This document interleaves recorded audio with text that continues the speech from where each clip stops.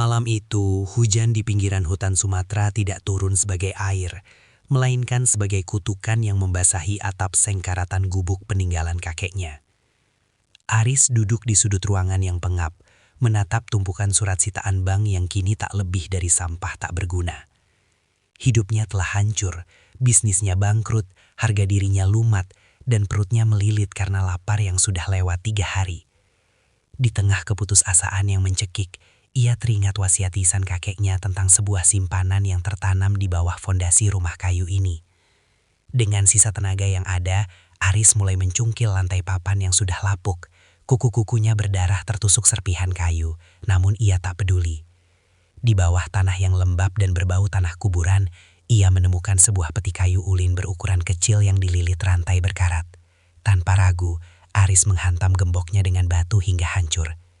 Di dalam peti itu tidak ada emas, tidak ada berlian, hanya ada sebongkah arang. Namun ini bukan arang biasa yang tersisa dari bakaran kayu sate. Benda itu berbentuk geometris sempurna, permukaannya bertekstur seperti kristal kasar, dan yang paling mengerikan adalah warnanya. Arang itu berwarna biru metalik yang sangat pekat, seolah-olah ia menyedot seluruh cahaya di ruangan itu ke dalam intinya yang gelap. Saat Aris menyentuhnya, kulitnya tidak merasa panas, melainkan rasa dingin yang membeku hingga ke sumsum tulang, membuat dadanya sesak oleh sensasi asing yang menyerupai bisikan ribuan orang. Yang merintih. Di dasar peti, tertulis sebaris kalimat dalam aksara Melayu kuno yang seolah baru saja dipahat.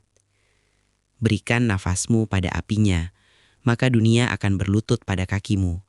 Namun ingatlah, api ini tidak memakan kayu, ia memakan waktu dan darah. Aris tertegun, menatap bongkahan arang biru itu dengan mata yang merah karena kurang tidur. Di titik nadir ini, nuraninya sudah mati. Ia tidak peduli jika benda ini adalah jantung iblis sekalipun. Dengan tangan gemetar, ia mendekatkan arang itu ke wajahnya, merasakan aura mistis yang mulai merayap naik ke lengannya, menandakan bahwa perjanjian gelap yang akan mengubah nasibnya dan menghancurkan jiwanya baru saja dimulai. Keheningan malam di gubuk itu tiba-tiba pecah oleh suara gesekan kain di atas lantai kayu. Sebuah langkah yang terlalu ringan untuk ukuran manusia. Aris mendongak dan mendapati sesosok pria tua telah berdiri di ambang pintu yang terbuka lebar ke arah hutan. Pria itu mengenakan tengkuluk usang dan sarung yang sudah pudar warnanya. Kulitnya keriput seperti kulit kayu tua yang terendam air payau. Namun matanya, sepasang mata itu tidak putih, melainkan memancarkan pendaran biru yang sama persis dengan arang di tangan Aris. Tanpa suara, sang katek mendekat, membawa aroma kamboja busuk dan tanah basah yang menyeruak tajam. "Kau sudah membangunkan ya, Nak?" bisiknya dengan suara yang terdengar seperti gesekan amplas pada tulang. Aris terpaku, lidahnya keluh saat katek itu menjelaskan bahwa arang biru itu adalah jantung dari pohon terkutuk yang tumbuh di atas makam seorang raja yang dikhianati. Sang penjaga memberitahunya bahwa arang ini tidak bisa dinyalakan dengan pemantik api manusia. Ia hanya akan membara jika dipicu oleh amarah yang murni dan setetes darah dari nadi yang masih berdenyut. Dunia ini luas, Aris, tapi pintunya tertutup bagi orang miskin sepertimu. Arang ini adalah kuncinya, tapi ia menuntut perhatian yang lebih besar daripada seorang bayi. Lanjut sang kakek sambil mengelus permukaan arang dengan jarinya yang panjang dan berkuku hitam. Aris merasakan bulu kuduknya berdiri saat menyadari bahwa sosok di depannya tidak memiliki bayangan di bawah cahaya bulan yang pucat. Sang kakek memberikan peringatan terakhir yang menghujam jantung. Api biru ini akan memberimu segala yang kau minta. Namun setiap inci abu yang menutupi warnanya adalah 1 detik dari sisa umur orang yang kau cintai. Aris menatap arang itu, lalu menatap kemelaratan di sekelilingnya. Pilihan itu terasa mudah di tengah rasa lapar yang menghimpit, tanpa ia sadari bahwa sang penjaga hutan sebenarnya sedang tersenyum. Senyum yang menandakan bahwa satu lagi jiwa telah masuk ke dalam jerat abadi yang takkan pernah bisa dilepaskan hingga ajal menjemput dengan cara yang paling mengerikan. Malam Jumat Kliwon tiba dengan udara yang mendadak beku, seolah-olah alam sedang menahan napas menyaksikan dosa yang akan diperbuat. Aris duduk bersila di tengah ruangan. dikelilingi oleh sesajen ala kadarnya yang ia siapkan sesuai instruksi bisikan sang penjaga. Bunga 7 rupa yang sudah layu dan segelas air putih yang diambil dari sumur tua. Di depannya, arang biru itu tergeletak dingin di atas piring kuningan warisan nakainya yang penuh ukiran sulur. Aris memejamkan mata, memanggil kembali setiap rasa sakit, setiap penghinaan dari orang-orang yang menertawakan kemiskinannya, dan setiap air mata kelaparan yang pernah jatuh. Amarahnya memuncak, memanaskan darah di dalam nadinya. Dengan tangan gemetar, ia mengambil sebuah keris kecil yang berkarat dan menyayat telapak tangan kirinya. Darah segar, merah dan hangat, menetes tepat di atas permukaan arang yang membeku. Detik itu juga, sebuah suara mendesis nyaring terdengar, seperti suara ular yang terinjak. Arang itu mulai berpijar, bukan merah seperti api biasa, melainkan biru elektrik yang sangat terang hingga menyakitkan mata. Asap tebal mulai keluar, berwarna biru pucat dan berbau harum bunga Kamboja yang memuakkan. Asap itu tidak naik ke atap, melainkan berputar-putar di sekeliling Aris, membentuk pusaran yang menyerupai tangan-tangan gaib yang membelai wajahnya. Aris merasakan kekuatan yang luar biasa mengalir masuk melalui luka di tangannya. Sebuah euforia gelap yang membuatnya tertawa histeris di tengah kegelapan. Di dalam kepulan asap biru itu, ia seolah melihat kilasan masa depan. Tumpukan uang, rumah megah, dan orang-orang bersimpuh di kakinya. Namun, jika ia melihat lebih jeli ke dalam inti api tersebut, ia akan menyadari bahwa bayangannya sendiri di dinding tidak lagi mengikuti gerakannya.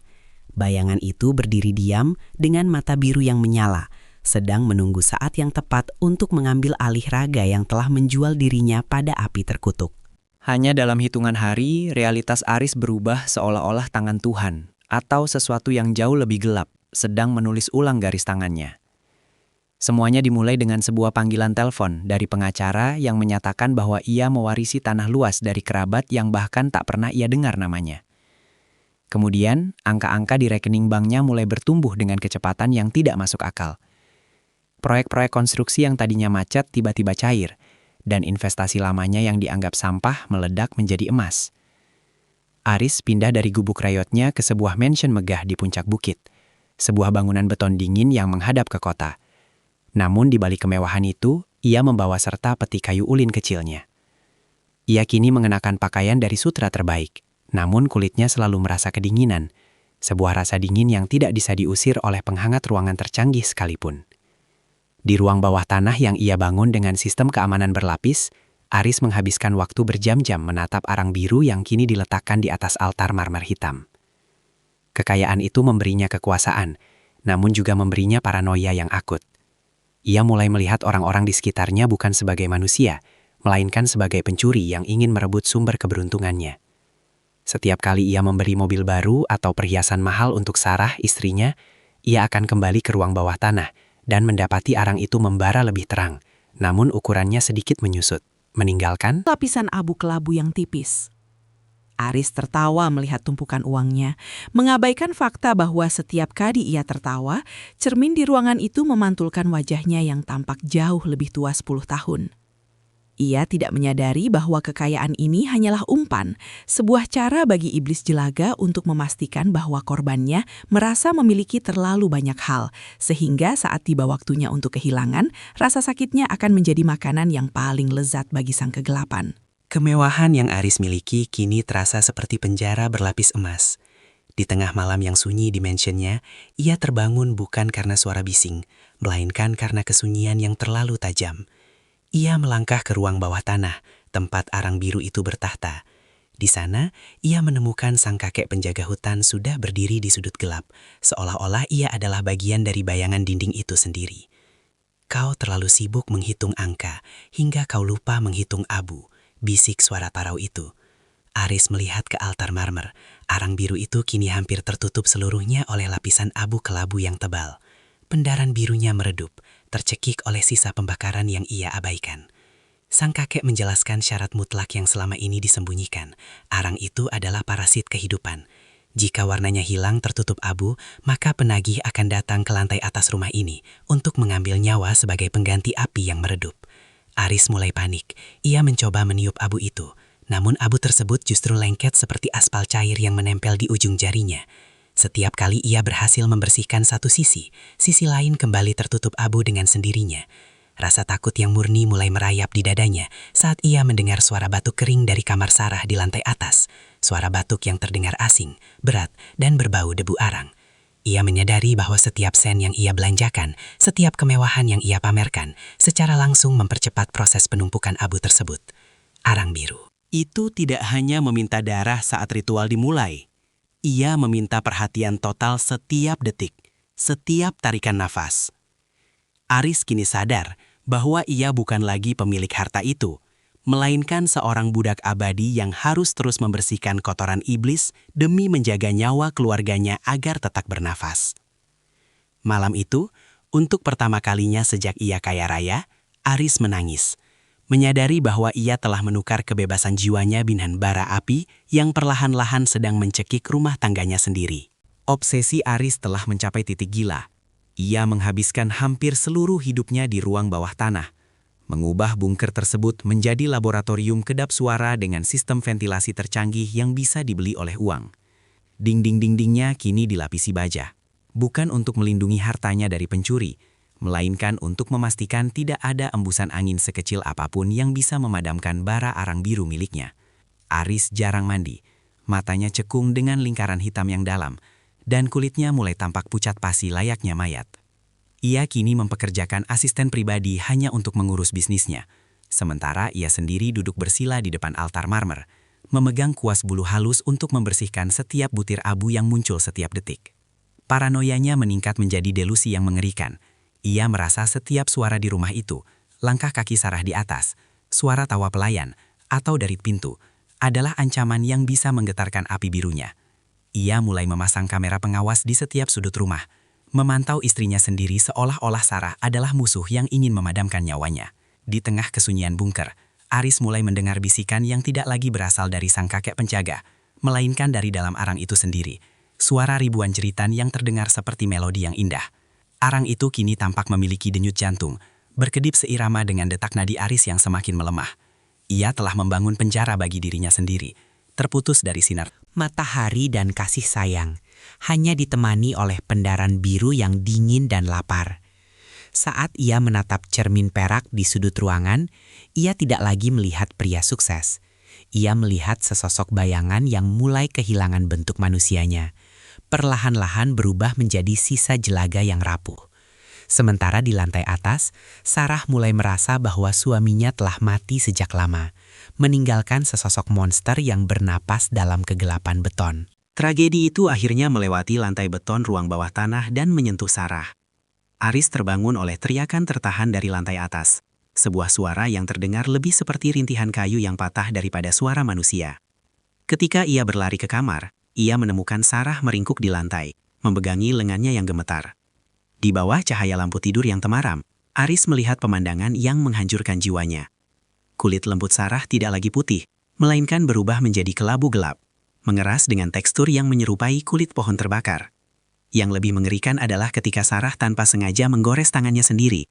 Tidak ada darah merah yang keluar, melainkan cairan kental berwarna biru elektrik yang bercahaya redup, berbau harum Kamboja yang sama dengan asap arang di bunker.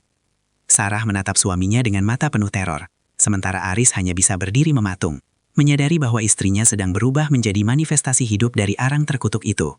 Setiap kali Aris membersihkan abu di bawah tanah untuk mempertahankan kekayaannya, ia sebenarnya sedang mengikis esensi kemanusiaan Sarah. Penyakit misterius ini membingungkan para dokter terbaik yang didatangkan dengan biaya miliaran rupiah. Mereka hanya melihat kegagalan organ yang tidak masuk akal, sementara Aris tahu persis bahwa ini adalah proses pengarangan jiwa. Di tengah malam, Sarah mulai menggigil hebat. Suhunya tidak panas namun sedingin es, dan ia mulai bergumam dalam bahasa yang tak Dikenal, sebuah dialek Melayu kuno yang seharusnya tidak ia ketahui. Aris memeluk istrinya, namun ia merasa seperti memeluk bongkahan kayu yang siap pecah. Penagihan itu telah dimulai, bukan dengan kematian yang cepat, melainkan dengan transformasi menyiksa yang akan mengubah orang yang ia cintai menjadi sekadar bahan bakar bagi api biru yang tak pernah merasa kenyang. Kabar tentang penyakit aneh di Mansion Aris akhirnya sampai ke telinga seorang tetua desa bernama Wak Haji Saleh yang dikenal sebagai penjaga tradisi lama. Tanpa diundang, pria tua itu muncul di gerbang mansion dengan wajah yang pucat pasi, menatap bangunan megah itu seolah melihat kuburan raksasa. Ketika Aris terpaksa membiarkannya masuk karena keputusasaan, Wak Haji tidak melihat ke arah Sarah, melainkan langsung menatap ke arah lantai, mengikuti jejak jelaga gaib yang hanya bisa dilihat oleh mata batinnya. Kau telah membawa arang biru ke rumah ini, Aris. Itu bukan harta, itu adalah jantung dari iblis jelaga yang dikubur hidup-hidup oleh nenek moyang kita, ucapnya dengan suara gemetar. Wak Haji menjelaskan bahwa aura hitam kini telah mengepung rumah tersebut, membentuk kubah tak kasat mata yang mengurung seluruh penghuninya. Ia memperingatkan bahwa transformasi Sarah hanyalah tahap awal. Rumah itu sedang disiapkan menjadi tungku raksasa. Aris mencoba membantah dengan kemarahan, namun Wak Haji mengeluarkan sebuah cermin tua yang dibungkus kain kuning. Saat diarahkan ke sudut ruangan, cermin itu tidak memantulkan furniture mewah, melainkan memperlihatkan sosok makhluk hitam legam, setinggi atap, sedang membungkuk di atas mansion dengan jari-jari panjang yang membelai setiap dinding. Makhluk itu bernafas dalam asap biru, dan setiap hembusannya adalah kesialan yang dikemas menjadi keberuntungan palsu. Hancurkan arangnya sebelum ia menghancurkan keturunanmu, tegas Wak Haji. Haji. Namun, saat Aris menoleh ke arah peti kayu ulinnya, arang itu berdenyut kencang, membisikkan janji kekuasaan yang lebih besar jika ia mengusir sang tetua. Aris, yang sudah terlalu jauh terperosok, akhirnya mengusir Wak Haji dengan kasar, tidak menyadari bahwa ia baru saja membuang satu-satunya kunci untuk keluar dari kontrak darah tersebut. Waktu seolah melambat bagi Aris, sementara arang itu justru berpacu dengan kegilaan. Kini butiran abu yang keluar dari pendaran biru itu tidak lagi jatuh secara perlahan, melainkan menyembur seperti air bah yang tenang namun mematikan. Hanya dalam hitungan jam, altar marmer hitam di bunkernya sudah terkubur di bawah gunungan abu kelabu yang tebal dan berminyak. Aris bekerja tanpa henti, tangannya yang kini menghitam dan pecah-pecah terus menyapu dan mengeruk abu tersebut ke sudut ruangan. Namun setiap kali ia membuang satu sekop, 2 sekop abu baru muncul seketika dari udara kosong. Yang lebih mengerikan, abu itu mulai menunjukkan sifat aneh. Ia terasa hangat, berdenyut, dan seolah memiliki kesadaran sendiri, merayap naik ke pergelangan kaki Aris seperti lumpur hisap yang dingin. Setiap kali Aris membelanjakan uangnya untuk membeli obat-obatan ilegal bagi Sarah atau menambah koleksi asetnya, intensitas semburan abu itu berlipat ganda. Ruangan bawah tanah itu kini dipenuhi debu halus yang menyesakkan napas, membuat Aris batuk hingga mengeluarkan dahak berwarna hitam pekat. Ia menyadari sebuah pola yang brutal. Semakin besar kekuasaan yang ia genggam di dunia luar, semakin cepat arang itu mencoba untuk padam di bawah timbunan kotorannya sendiri. Paranoianya memuncak saat ia merasa bahwa di dalam gunungan abu itu ada tangan-tangan kecil yang mencoba menariknya masuk. Ia terjebak dalam lingkaran setan yang melelahkan. Ia harus tetap kaya agar bisa membiayai perlindungan bagi keluarganya. Namun kekayaan itulah yang justru mempercepat datangnya ajal. Di tengah kepungan debu yang kian meninggi hingga menyentuh dadanya, Aris berteriak dalam kegelapan, menyadari bahwa ia bukan lagi seorang miliarder, melainkan seorang penggali kubur bagi dirinya sendiri di dalam bunker yang ia bangga-banggakan. kehancuran itu akhirnya mencapai titik yang paling tidak bisa dimaafkan. Di tengah kepungan abu yang menyesakkan di bunker, Aris mendengar suara keheningan yang lebih menakutkan daripada jeritan. Suara tangis bayinya di lantai atas tiba-tiba terhenti. Dengan jantung yang seolah berhenti berdetak, Aris berlari menembus kegelapan, meninggalkan arangnya tanpa penjagaan untuk pertama kalinya. Ketika ia mendobrak pintu kamar bayi yang didekorasi dengan kemewahan yang kini terasa mual, ia menemukan ruangan itu dipenuhi kabut biru yang sangat dingin hingga embun membeku di dinding. Di dalam boks bayi yang terbuat dari kayu jati pilihan, anaknya terbaring diam. Kulit sang bayi sudah tidak lagi merah muda, melainkan pucat kebiruan, sedingin pualam. Namun, yang membuat Aris jatuh berlutut dengan raungan pilu adalah apa yang terlihat di dahi mungil anaknya.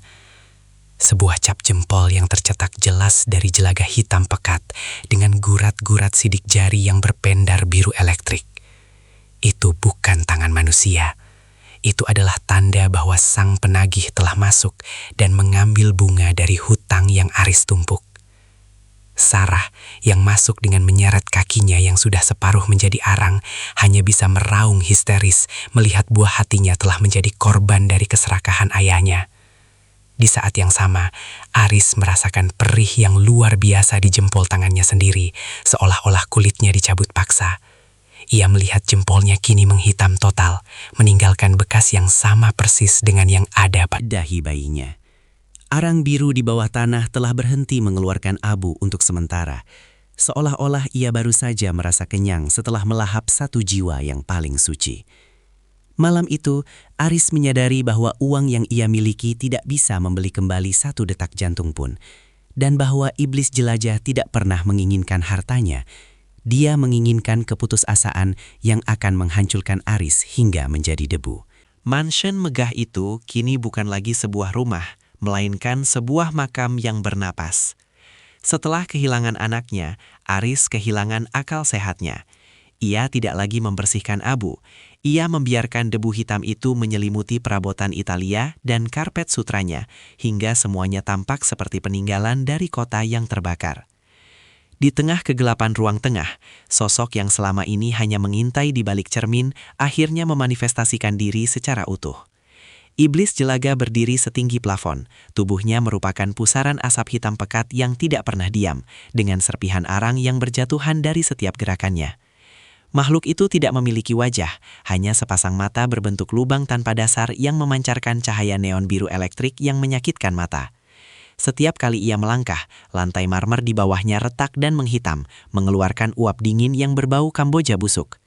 Aris mencoba melawan. Ia mengambil pistol berlapis emas miliknya dan menembak membabi buta. Namun peluru itu hanya menembus asap tanpa efek apapun, meninggalkan lubang biru yang segera menutup kembali. Iblis itu tidak menyerang dengan kekuatan fisik, ia menyerang dengan suara. Ribuan suara orang yang pernah dikhianati Aris dalam bisnisnya, suara tangis Sarah dan rintihan bayinya keluar dari tubuh makhluk itu secara bersamaan, menciptakan frekuensi yang membuat telinga Aris mengeluarkan darah biru. Makhluk itu mengelurkan tangan panjangnya yang kurus ke arah Aris, bukan untuk mencekik, melainkan untuk menyentuh dada Aris.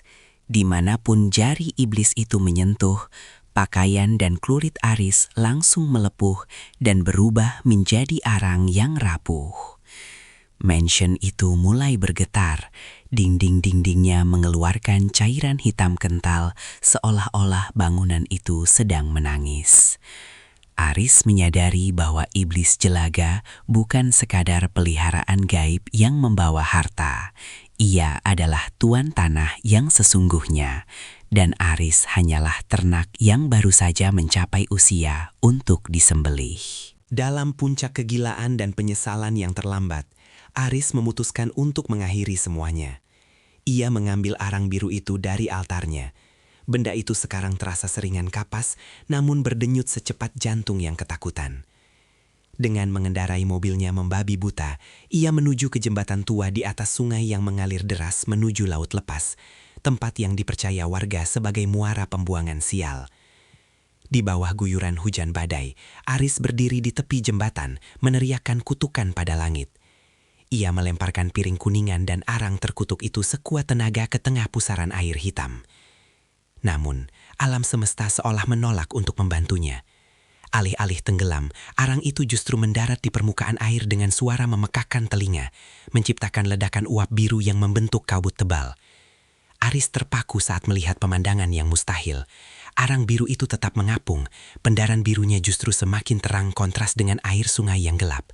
Aliran sungai yang deras seolah tidak mampu menyeratnya pergi. Sebaliknya, arang itu mulai bergerak melawan arus, meluncur perlahan kembali ke arah Aris dengan kecepatan yang konstan. Setiap kali ombak mencoba menenggelamkannya, air di sekeliling arang itu justru membeku menjadi kristal es biru yang tajam. Aris mundur dengan gemetar, namun saat ia berbalik ke mobilnya, ia menemukan piring kuningan yang tadi ia buang sudah berada di kursi kemudi, kering dan bersih, seolah-olah tidak pernah menyentuh air. Sebuah bisikan dingin merayap di telinganya. Suara sang kakek penjaga yang tertawa.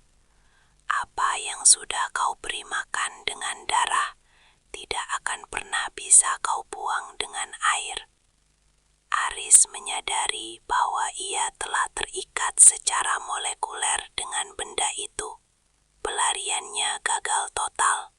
Arang itu bukan lagi sebuah objek di luar dirinya, melainkan bagian dari jiwanya yang kini sedang pulang untuk menuntut pengabdian terakhir. Malam itu, kehancuran mencapai puncaknya, bukan dengan ledakan, melainkan dengan kesunyian yang menggigit. Mansion Aris yang megah tiba-tiba dilalap api. Namun pemandangan itu membuat warga desa yang melihat dari kejauhan jatuh berlutut karena ketakutan. Api itu tidak berwarna merah atau jingga, melainkan lidah-lidah api berwarna biru elektrik yang menjilat langit tanpa mengeluarkan suara gemeretak kayu terbakar. Anehnya, suhu di sekitar mansion tidak memanas. Sebaliknya, udara turun drastis hingga di bawah 0 derajat, membuat embun di rumput berubah menjadi kristal es yang tajam. Di dalam rumah, Aris menyaksikan dengan mata kepalanya sendiri bagaimana api biru itu merayap di dinding, tidak menghanguskan wallpaper atau furnitur mewahnya, melainkan mengubah segala sesuatu yang disentuhnya menjadi es hitam yang rapuh. Segala harta yang ia kumpulkan, tumpukan uang di brankas, lukisan mahal, hingga mobil di garasi, hancur menjadi debu beku saat disentuh oleh api tersebut. Iblis jelaga berdiri di tengah ruang tamu, memandu api itu seperti seorang dirijen orkestra kematian. Sarah, yang sudah hampir sepenuhnya berubah menjadi kayu arang, duduk mematung di sofa, matanya yang biru menatap kosong saat api biru mulai membungkus tubuhnya. Aris berteriak tanpa suara, mencoba meraih istrinya, namun tangannya justru menembus kobaran api yang terasa sedingin jarum-jarum es yang menusuk jantungnya. Rumah itu sedang dibersihkan dari segala manifestasi materi. Segala kekayaan Aris sedang Dikembalikan ke Tadiaan. Mansion itu kini tampak seperti istana kaca yang terbakar dalam keheningan mistis. Sebuah monumen bagi keserakahan manusia yang lupa bahwa api yang dijanjikan iblis tidak pernah bertujuan untuk menghangatkan, melainkan untuk melumat habis setiap kehangatan hidup yang tersisa. Dalam keputusasaan terakhir, Aris melarikan diri dari mansionnya yang membeku, berlari menembus hutan Sumatera yang gelap menuju gubuk tua tempat segalanya bermula. Napasnya tersengal, mengeluarkan uap dingin berwarna biru, sementara langkahnya terasa berat seolah kakinya mulai berubah menjadi kayu. Ketika ia sampai di ambang pintu gubuk yang sudah hampir roboh itu, ia menemukan sang kakek penjaga hutan sedang duduk tenang, menunggunya di bawah cahaya bulan yang pucat. "Kenapa kau kembali, Aris? Bukankah kau sudah memiliki dunia di telapak tanganmu?" tanya sang kakek dengan nada mengejek. Aris jatuh tersungkur, memohon agar kutukan itu dicabut, menawarkan seluruh hartanya sebagai ganti nyawa Sarah dan bayinya. Namun kakek itu tertawa, suara tawa yang terdengar seperti reruntuhan batu. Pria tua itu kemudian perlahan membuka penutup kepalanya dan menghapus celaga yang menutupi wajahnya. Aris menjerit tertahan. Wajah di balik keriput itu adalah wajahnya sendiri, Aris di masa depan yang telah hancur, dengan mata biru yang menyala dan kulit yang sepenuhnya telah menjadi arang. Sang penjaga itu menjelaskan bahwa tidak ada pelarian dari arang biru. Perjanjian ini adalah sebuah lingkaran setan tanpa akhir. Aris yang sekarang sedang dipersiapkan untuk menggantikan sosok kakek itu, menjadi penjaga arang berikutnya yang akan menunggu mangsa baru yang serakah. Setiap pemilik arang biru ditakdirkan untuk kembali ke gubuk ini, kehilangan segalanya, dan akhirnya menjadi bayangan yang membujuk dirinya sendiri di masa lalu untuk memulai ritual tersebut. Aris menyadari dengan ngeri bahwa kakek yang ia temui di awal cerita bukanlah orang asing, melainkan proyeksi dari kutukan yang ia ciptakan sendiri. Waktu seolah melipat, dan Aris merasakan kesadaran manusianya mulai memudar, digantikan oleh memori ribuan tahun tentang kegelapan dan abu, saat ia perlahan-lahan duduk di posisi yang sama dengan dirinya yang tua, menunggu putaran waktu berikutnya dimulai. Fajar menyingsing di pinggiran hutan, namun cahayanya tidak mampu menembus kabut biru yang menyelimuti sisa-sisa gubuk tua itu. Aris kini tidak lagi berteriak. Ia duduk diam di atas lantai papan yang lapuk, tubuhnya telah mengeras sepenuhnya menjadi patung arang hitam yang pekat. Matanya tetap terbuka, namun tidak ada kehidupan di sana. Hanya pendaran biru statis yang meredup perlahan seiring dengan berakhirnya kontrak darahnya. Mansion megah di puncak bukit telah hilang, rata dengan tanah menjadi gundukan abu beku yang akan segera tertutup semak belukar. seolah-olah kemewahan itu tidak pernah ada. Di telapak tangan Aris yang terbuka, arang biru itu kini telah dingin dan kembali ke bentuk aslinya, sebongkah kristal gelap yang tampak tak berbahaya bagi mata yang awam. Namun di kejauhan, terdengar suara langkah kaki seorang pemuda lain yang sedang melarikan diri dari kejaran hutang, tersesat ke arah gubuk yang sama karena bisikan angin yang menyesatkan. Iblis jelaga tidak mati, ia hanya kembali ke dalam inti arang, menunggu amarah dan tetes darah baru untuk membangkitkannya kembali. Roh Aris kini terjebak di dalam kayu-kayu gubuk tersebut, menjadi bagian dari bisikan hutan yang akan menggiring mangsa berikutnya menuju peti kayu ulin di bawah landai. Sejarah akan berulang, tangis akan kembali pecah, dan kekayaan palsu akan kembali ditawarkan. Di tanah Melayu yang tua ini, arang biru tetap menjadi rahasia yang terkubur, sebuah pengingat abadi bahwa harta yang datang dari Kegelapan tidak akan pernah bisa dibawa ke dalam terang, dan bahwa setiap api yang dijanjikan oleh setan selalu menyisakan abu yang lebih berat daripada nyawa manusia itu sendiri.